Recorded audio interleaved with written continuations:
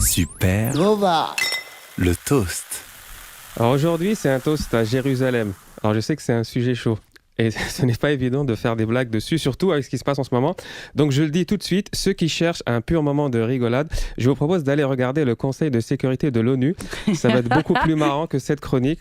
C'est plus marrant que tout en fait. J'ai fait tout Netflix et il n'y a pas mieux comme série. Alors le pitch, c'est quoi ? C'est un huis clos avec 5 pays qui jouent des rôles principaux et plein d'autres pays comme ça qui font des figurants. Ils font un meeting pour la paix dans le monde. Bon, déjà, on voit le potentiel comique dans la prémisse. En plus, il y a un jeu d'acteurs de ouf et de l'absurde. Il y a de tout. Bon, il y a juste la chute qui est toujours la même. C'est les États-Unis qui débarquent et qui balancent un veto. Alors c'est incroyable le veto, parce que même les dictateurs n'ont pas osé. Tu sais, ils se mettent bien dans les résultats, mais il y a des élections, ils organisent quelque chose pour couvrir. Mais l'ONU, non. Pour moi, l'ONU, c'est un peu comme Plus belle la vie. Il se passe jamais rien, mais ils continuent de tourner des épisodes, on ne sait pas pourquoi. Pour trouver une solution à Jérusalem, il faut d'abord trouver un arbitre. Parce que clairement, les USA, c'est le genre d'arbitre qui siffle un penalty avant le début du match. Et quand tu demandes la VAR, il te met un épisode de Plus belle la vie à l'écran. Donc je pense que les States devraient s'occuper des affaires aux States. D'ailleurs, quand il y a eu un souci aux élections pour départager Trump et Biden, on n'a pas demandé aux Palestiniens de trancher. C'est vrai, ça. Alors, je sais, vous allez me dire, oui, mais toi aussi, t'es pas neutre dans cette histoire. Oui, mais toi aussi, t'es pas neutre dans cette histoire. À cause de tes origines riches en oméga 3. Pas du tout, ça n'a rien à voir avec le lieu de naissance. Je suis né dans la même ville que Robert Ménard. Voilà, comme quoi. Ah merde. Ouais, c'est vrai en plus. Lui, il a ses idées et moi, je ne serai jamais maire de Béziers. J'ai eu la chance de pouvoir aller à Jérusalem il y a quelques années. Je suis allé en visite parce que moi, pour me relaxer, j'aime bien les zones de conflit. Voilà, c'est mon côté aventurier. Tu me dis falafel et risque d'embrasement. Je signe tout de suite. C'est un combo que j'aime beaucoup. Alors, je suis allé via la Jordanie car je voulais vivre cette scène qu'on retrouve dans tous les films sur le Moyen-Orient, le passage à la frontière. Et je n'ai pas été déçu. J'arrive en voiture, checkpoint, barbelé, tempête de sable, petite ambiance nomination aux Oscars. Et je me dis, à tout moment, il peut y avoir un Matt Damon qui traverse avec un faux passeport.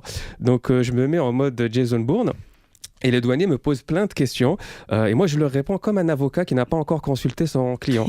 Donc des phrases courtes et très vagues. Alors vous venez de Paris, possiblement.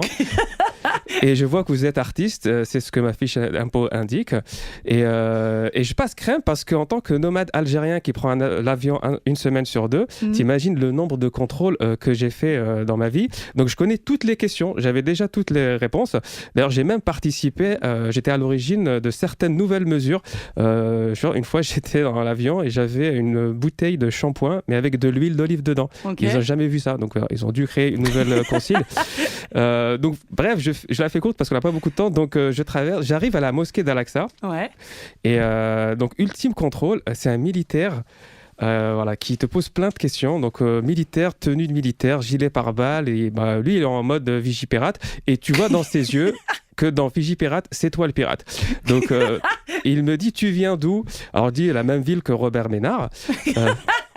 Et il me dit, c'est où ça ? Je dis Oran. Il me dit, c'est où ? Je fais sud de l'Espagne. Et alors il me dit, t'es musulman ? Je fais, normalement tu connais la réponse, mais quand tu vois une mitraillette, t'as le doute. Alors je dis, ça dépend. Il me dit, non, parce qu'il n'y a que les musulmans qui passent par ici. Je fais, oh ouais, je suis musulman. Il fait, écoute, prouve-le. Genre, il me dit, prouve-le. Donc là, t'as un mec, il a une mitraillette devant toi. Il me dit, je fais comment je te le prouve ? Il me dit, ouais, il faut réciter le Coran. Okay. Alors, il y a une suite à cette histoire. Que je joue dans mon spectacle qui vient de reprendre parce que c'est la reprise.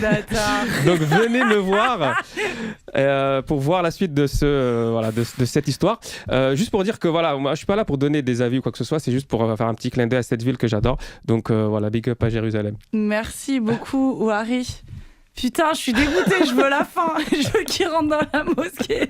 Merci beaucoup, tiens de la musique. 17h, 19h, Supernova.